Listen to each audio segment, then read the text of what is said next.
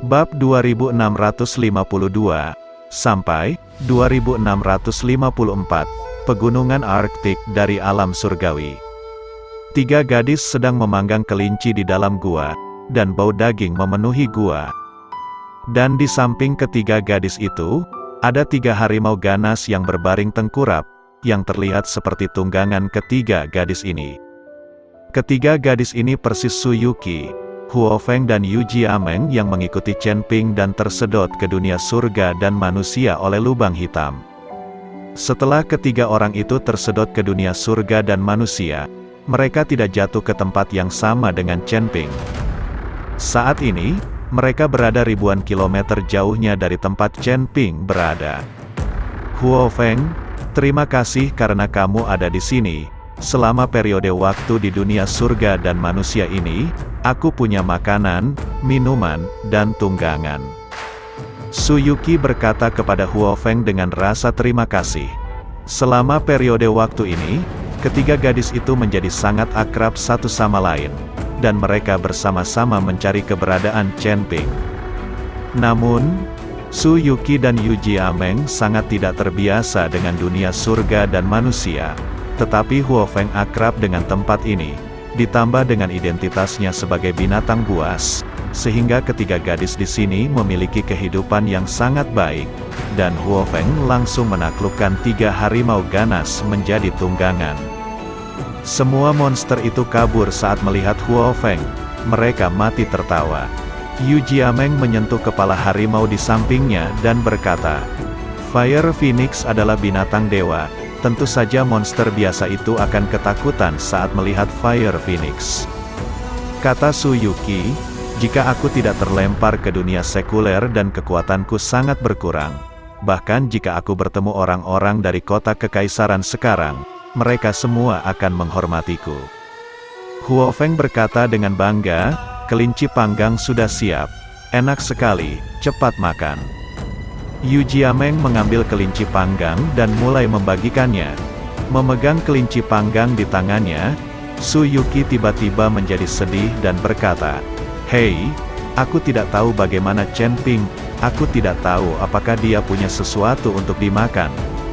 "Saudari Yuqi, jangan khawatir, mungkin tuannya menjalani kehidupan yang lebih baik dari kita sekarang, dikelilingi oleh wanita cantik, mabuk dan bermimpi." Su Yuqi menghiburnya, "Kalau begitu, tidak apa-apa. Aku tidak peduli berapa banyak wanita yang ada di sekitarnya, selama dia memiliki aku di hatinya." Su Yuqi berkata dengan enteng, "Saudari Yuqi, senang sekali tuannya menemukan pacar sepertimu," kata Huo Feng. "Bagus baginya untuk menemukan pelayan sepertimu. Dia tidak hanya bisa menyelamatkannya dalam krisis, tapi dia juga bisa tidur dengannya untuk menghilangkan kebosanan." Su Yuqi tersenyum dan menatap Huo Feng dengan bercanda.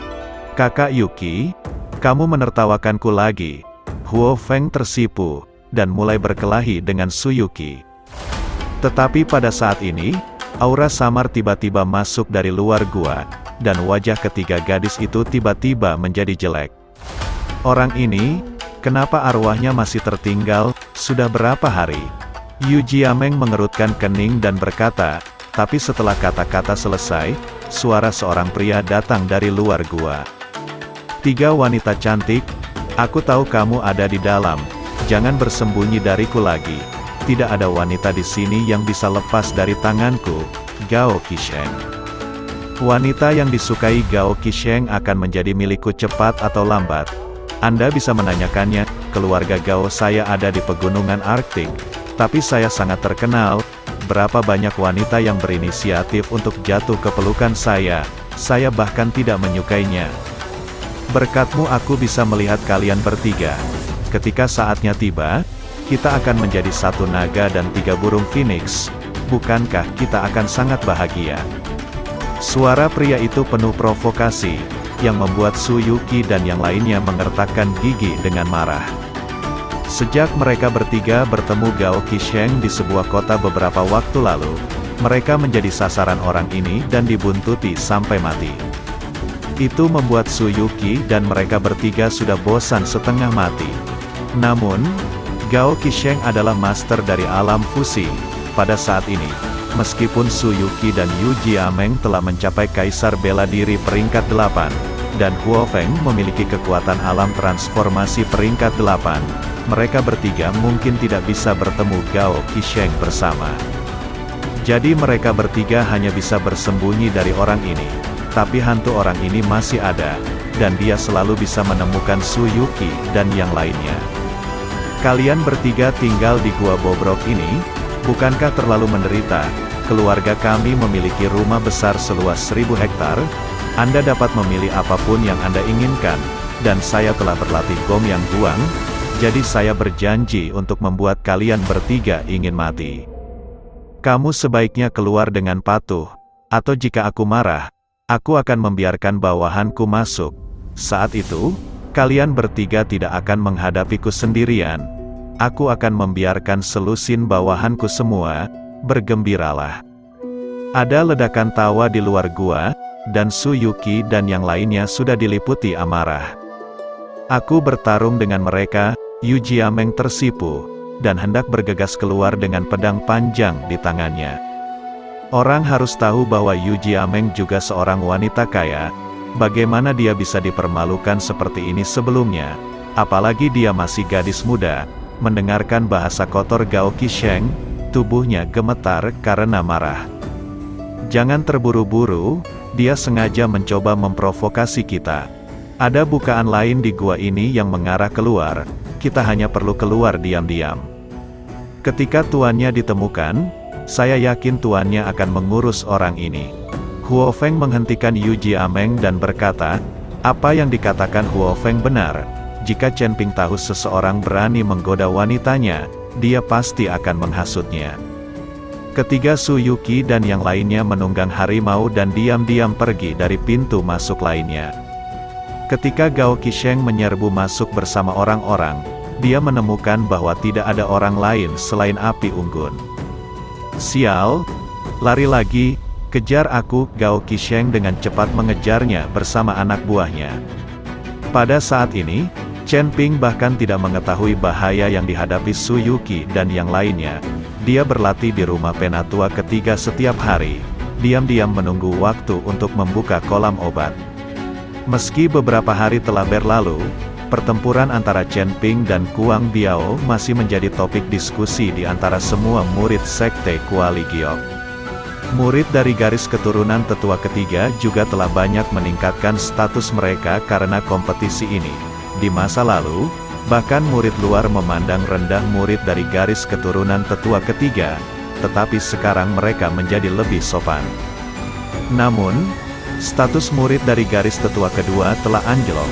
Selain penolakan Niheng untuk menjual ke tetua kedua, status murid dari garis tetua kedua bahkan lebih rendah. Penatua kedua telah tinggal di balik pintu tertutup selama beberapa hari terakhir, dan dia tidak memiliki wajah untuk melihat orang lagi. Murid tertua terbunuh, dan status murid-muridnya di sekte Kuali Giok telah turun ke titik beku. Aku tidak bisa membiarkannya seperti ini, benar-benar tidak bisa. Penatua kedua meraung di mansionnya, dan dengan santai menghancurkan slip giok transmisi suara. Dia ingin Hu Yixiao kembali secepat mungkin. Sekarang Niheng berjalan sangat dekat dengan tetua ketiga. Jika Hu Yixiao tidak kembali, sekte Kuali Giok mungkin memiliki keputusan akhir dari tetua ketiga di masa depan. Kakak kedua, ada apa? Setelah slip giok transmisi suara meledak, suara Hu Yixiao datang. Saudaraku, kapan kamu kembali? Selama kamu pergi, banyak hal terjadi di sekte Kuali Giok. Tetua kedua berkata, saya berencana untuk kembali ketika kolam obat dibuka dalam beberapa hari. Selama periode waktu ini, saya memiliki hubungan yang baik dengan Raja Li. Di masa depan, sekte Kuali Giok kita akan mencapai kerjasama strategis dengan Raja Mingli.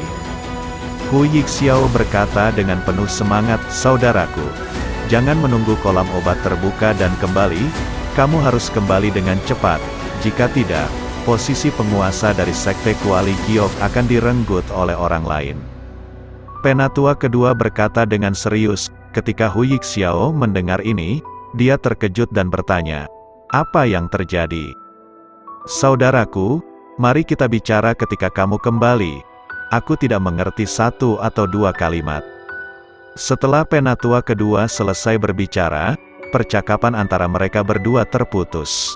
Anda harus tahu bahwa slip giok transmisi suara ini juga dibeli dengan uang, dan ditulis oleh master formasi. Semakin lama waktu panggilan, semakin tinggi harganya. Ketika kakak sulung kembali, aku akan membuatmu terlihat baik. Mata tetua kedua penuh dengan ketegasan. Setelah Hu Yixiao menerima transmisi suara dari tetua kedua, dia juga mengubah rencananya, mengucapkan selamat tinggal kepada Raja Li, dan mulai kembali ke sekte Kuali Giok. Saat ini, di gua rahasia itu, Liu Ruyan perlahan membuka matanya. Setelah perawatan Chen Ping, meskipun racun di tubuh Liu Ruyan tidak sepenuhnya dihilangkan, Liu Ruyan masih perlahan bangun. Di mana saya? Liu Ruyan sedikit mengernyit, dan perlahan bangkit. Tetapi ketika Liu Ruyan bangun, selimut di tubuhnya terlepas, memperlihatkan tubuh telanjangnya keluar. Liu Ruyan berteriak, dan dengan cepat menutupi bagian pentingnya. Tetapi setelah mengetahui bahwa tidak ada seorang pun di sini, Liu Ruyan menghela nafas lega, dan buru-buru mengenakan pakaiannya. Liu Ruyan mencoba yang terbaik untuk mengingat apa yang terjadi sebelum dia koma. Dia hanya ingat bahwa sebelum dia mengalami koma, dia menemukan tetua ketiga, dan tetua ketiga membawanya ke gua rahasia. Kemudian dia jatuh koma. Berapa lama dia koma, Liu Ruyan tidak tahu. Mengapa saya tidak memakai pakaian? Liu Ruyan penuh keraguan, mengetahui bahwa dia mengenakan pakaian ketika dia tidak sadarkan diri. Mungkinkah tetua ketiga? Tidak mungkin, tetua ketiga tidak akan pernah melakukan hal seperti itu padaku. Apa yang terjadi? Mungkinkah aku sudah? Liu Ruyan tidak dapat mengingat apapun, apalagi pengobatan Chen Ping untuk penyakitnya. Melihat bahwa dia tidak dapat mengingat apapun, Liu Ruyan ingin keluar dan melihat-lihat, tetapi ternyata dia tidak dapat membuka pintu gua rahasia ini. Liu Ruyan tidak punya pilihan selain duduk di tempat tidur dan menunggu dengan tenang. Dia harus menunggu untuk melihat apakah ada yang datang. Jika seseorang datang, dan itu bukan tetua ketiga, maka fakta bahwa saya telanjang harus dilakukan oleh pihak lain. Mengambil keuntungan dari komanya dan melakukan hal-hal yang sulit diatur pada dirinya sendiri, Liu Ruyan diam-diam memutuskan bahwa selama pihak lain bukan tetua ketiga, maka dia akan membunuhnya begitu saja. Pada saat ini, Chen Ping tiba-tiba membuka matanya ketika dia sedang berlatih, melihat bulan purnama di luar, dan berjalan keluar ruangan perlahan. Melihat ke puncak gunung tidak jauh, Chen Ping tanpa sadar berjalan menuju puncak gunung. Gua yang lebat berada di atas puncak gunung ini. Chen Ping tidak dapat menjelaskan alasannya, tetapi ingin pergi ke sini untuk berjalan-jalan. Mungkin Chen Ping juga ingin melihat bagaimana keadaan Liu Ruyan. Sebelum datang ke gua rahasia, Chen Ping mengulurkan tangannya untuk membuka gua, tetapi ragu-ragu sejenak. Lagi pula, Liu Ruyan masih telanjang sekarang, dan Chen Ping datang sendirian malam ini. Jika tetua ketiga mengetahuinya, itu akan sedikit membingungkan. Tapi setelah ragu sejenak, Chen Ping masih membuka pintu masuk gua rahasia. Dengan suara berderit, lubang itu terbuka. Setelah Liu Ruyan mendengar suara itu, dia segera berbaring di tempat tidur, menutupinya dengan selimut, dan berpura-pura tidak bangun. Chen Ping masuk ke dalam gua, lalu masuk ke kamar Liu Ruyan, dan melihat Liu Ruyan terbaring tak bergerak di tempat tidur. Chen Ping berjalan mendekat, mengulurkan tangannya untuk merasakan denyut nadi Liu Ruyan, dan kemudian membantu Liu Ruyan menutupinya dengan selimut. Tetapi ketika Chen Ping mengulurkan tangannya ke arah Liu Ruyan tiba-tiba membuka matanya, dan menemukan bahwa orang di depannya bukanlah tetua ketiga, tetapi seorang pria aneh, dan tiba-tiba menjadi marah, dan menamparkan Chen Ping dengan telapak. Chen Ping tidak menyangka Liu Ruyan akan bangun tiba-tiba, dia terkejut, dan kemudian embusan angin langsung menuju Chen Ping, Chen Ping mundur secara naluriah, menghindari telapak tangan Liu Ruyan. Liu Ruyan melompat dari tempat tidur, dan tanpa sadar menyerang Chen Ping lagi. Kecepatan serangan Liu Ruyan sangat cepat, ditambah dengan kekuatan alam transformasi puncak. Setiap telapak tangan menghembuskan embusan angin.